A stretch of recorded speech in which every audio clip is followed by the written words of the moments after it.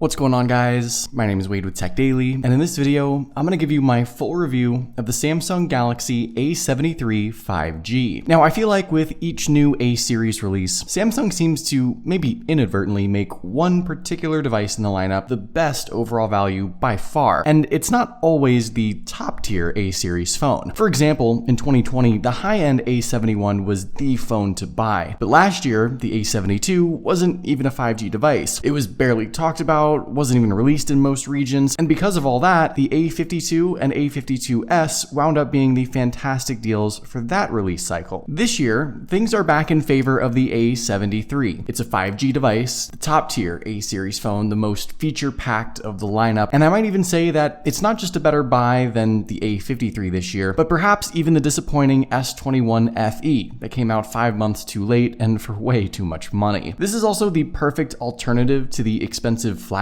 phones. It's the quintessential example of what people refer to when they say you don't need to spend a ton of money on a phone to get flagship features and specs. This A73 5G has it all and then some for a much more reasonable price point. So I'm going to go over my experience with this device over the last few weeks. I'll fill you in on everything you need to know, from the specs and performance to the camera capabilities to some apps I use and everything else in between. And speaking of apps, one of the most important ones I've been using recently is Trendmicro's Premium Security Suite, which has been keeping my personal information safe on all of my devices. Between working and learning from home to shopping, bill paying, and talking with friends, our entire lives are all online. Because of that, there's a never-ending threat from hackers and other malicious entities trying to steal all our online information. Trendmicro helps combat those threats with their Premium Security Suite, a comprehensive security solution designed to monitor all your devices, up to 10 at once, including your PC, Mac, smartphones, and tablets. Trendmicro's Premium Security Suite works 24/7, blocking dangerous websites and scanning the dark web for your personal info, monitoring your Wi-Fi network for threats, acting as a simple and secure password manager, and it even has a built-in VPN to ensure your privacy both at home and on public Wi-Fi networks. And that's my favorite feature. It beats having to pay for some other VPNs separately. Trendmicro also actively monitors data breaches, something that happens way too often. Remember the whole Experian fiasco? And can alert you if it finds out that your username, email, password, or other info was compromised by some other company. Not to scare you, but chances are some of your personal information may already be out there. So I highly recommend giving Trendmicro's Premium Security Suite a try in order to combat those threats and keep yourself safe. If you're interested, there's a link to the Trendmicro website down below in the video description, along with the discount code so you can save a little money. And thanks so much to Trendmicro for keeping me protected and for sponsoring this video. Now, with the A73 5G, there's really two major things to consider. One is how this phone stacks up against the rest of Samsung's A series phones this year, like the A33 and A53. And second is how this phone's features and specs compare to similarly priced Android devices, and probably most importantly, the slightly more expensive Samsung devices. Physically, the A73 5G kinda sorta looks identical to the other A series phones this year, both with the design and form factor, and with its size too. While it is the biggest A series phone at 6.7 inches, it's not really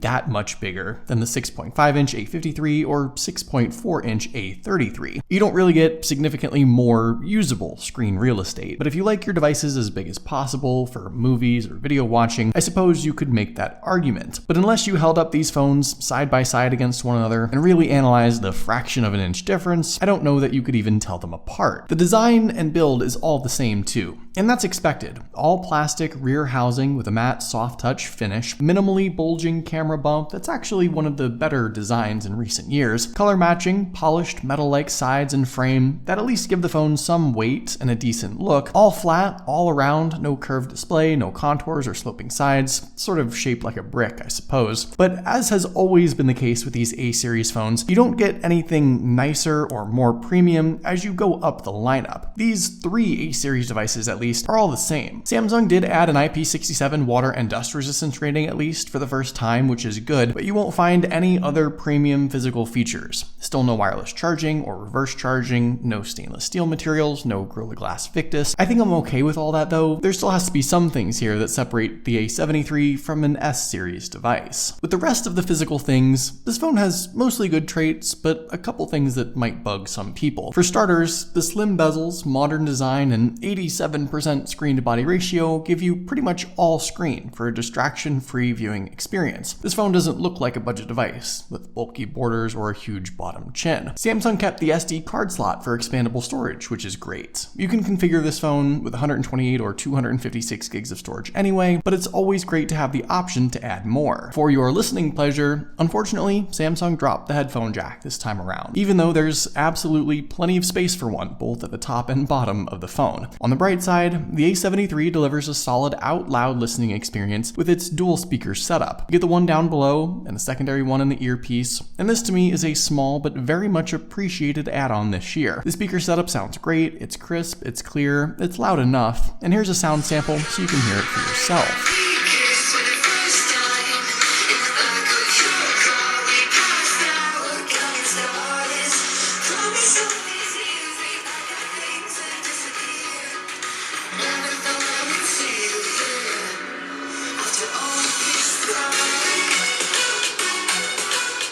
The A73 also offers an in-display fingerprint sensor, which actually has been pretty good. Some of you might recall that the A71 had a super inconsistent fingerprint setup. The A72 wasn't that much better, but whatever Samsung did on this A73 seems to have made some difference. It's not S-series ultrasonic speedy, but it's still quick, relatively accurate, and much improved. Overall, while the A73 physically is both still less premium than an S-series device and nearly identical to the other cheaper A-series phones, I don't have a ton to complain about. The missing headphone jack is the negative here, and everything else about this phone looks good. All the essentials are there, and it's also held up well too, without a case, since Samsung doesn't offer that or anything else inside the box anymore for that matter. When it comes to that 6.7-inch display, the A73 has what I like to call the trifecta of screen specs. You get a Super AMOLED Plus panel at the full 2400 by 1080 resolution, and it's a high refresh rate, super smooth 120Hz screen. If you're keeping score at home, that's all the same basic stuff as you'd get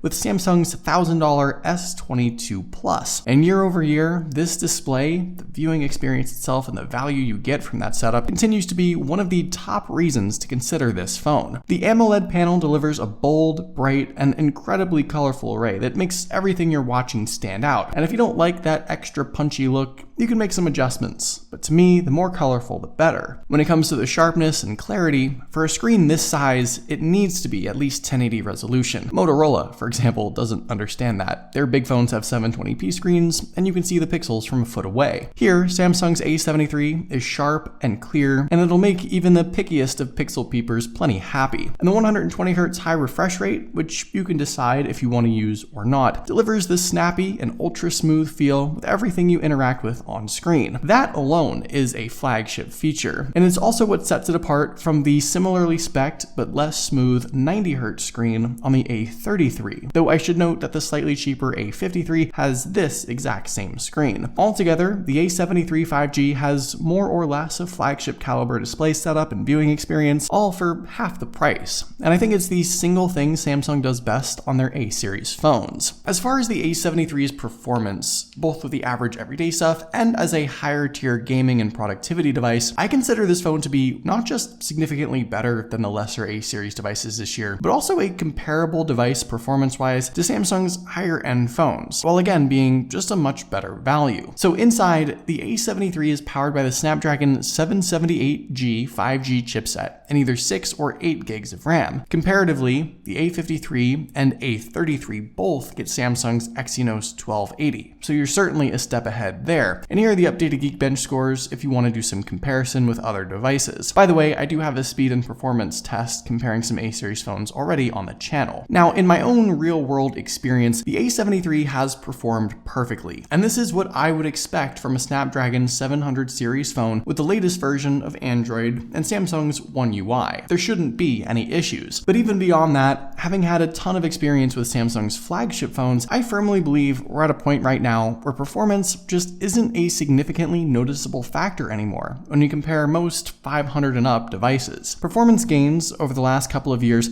have been negligible, even if the scores and cores say otherwise. You can only do so much with a phone, day in and day out, and considering everything I do, from social media scrolling to content consumption to games to work and everything in between, I genuinely don't think I can push these phones to their limits right now, or even make them sweat. Are you getting a little more with the A73 versus the lesser A-series phones this year? Yes, a bit. Are you getting significantly less with this phone versus an S-series device? Objectively, again, yes, but is an S-series phone twice as good, twice as fast, twice as more powerful, considering it's twice as much money? No, not at all. I don't think 99% of people could justify that with their own smartphone usage, and that's how I like to analyze it anyway. The A73 is a great phone performance-wise by itself, but comparatively, it's just a solid value when you start to shop around. And I know a review like this shouldn't be a comparison necessarily, but you can't always look at these devices in a vacuum nowadays, separate from everything else. That's not how it works. People shop around. So to me, not only is this A73 a device that packs a punch for just everyday tasks, but it's also a device that yields you a good bang for your buck.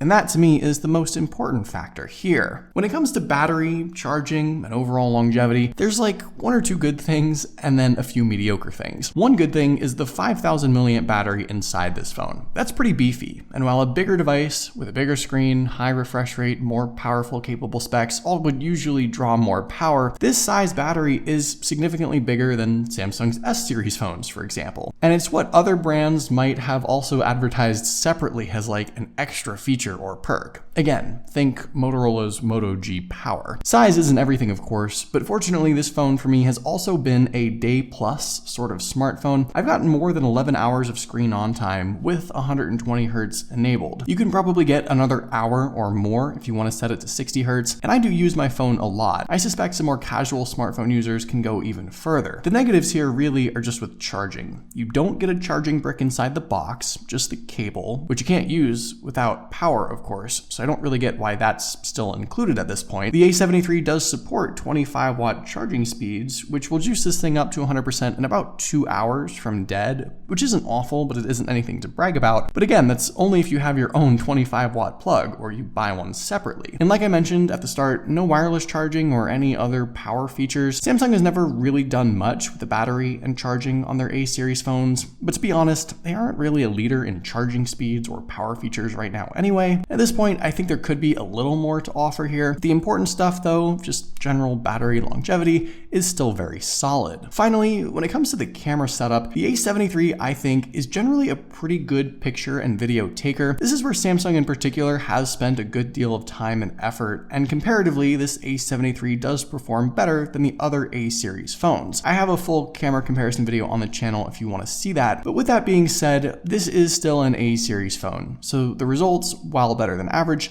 still reflect a camera setup and processing deal that sometimes looks artificial and inconsistent. With the camera hardware, you do get a 108 megapixel f1.8 aperture main lens. That's what's different on this phone versus the other lesser A-series devices, paired with a 12 megapixel ultra-wide, 5 megapixel macro, and 5 megapixel depth sensor. Gone now is the super zoom telephoto setup that was on the A72, and that's a little disappointing to see. The selfie camera is a 32 megapixel lens, and as far as the actual real-world results, one of the biggest positives right off the bat that I found is actually these selfie pictures. They look really good. They're colorful but realistic, detailed without being over-processed, well-balanced even in darker conditions and at night. The selfie pics to me were a pleasant surprise, and honestly in years past, the selfie pics on these A-series phones weren't the best. They tended to look oversaturated, over-processed, so to me this is a huge improvement. The rear lens setup has definitely a lot of positives as well. The A73 gives you a ton of detail to use, the pictures look sharp, they're relatively colorful as well, but to me they tend to look over-processed at times, a bit too punchy in some ways, and also a bit too dark in other ways, which is weird because they can also be overexposed in less than ideal conditions. So the dynamic range on this phone isn't the best, but when you find a setting or subject without the dark or bright extremes, things generally look pretty decent. Also, the ultra-wide is consistent with the main lens, which is good. It's not any darker, brighter, or worse in any way, which tends to be an issue on budget and mid-range phones. I do think the A73 shoots better pictures than the other A-series devices this year, and A-series phones from previous years for that matter. But if you want the difference between a phone like this and a flagship phone,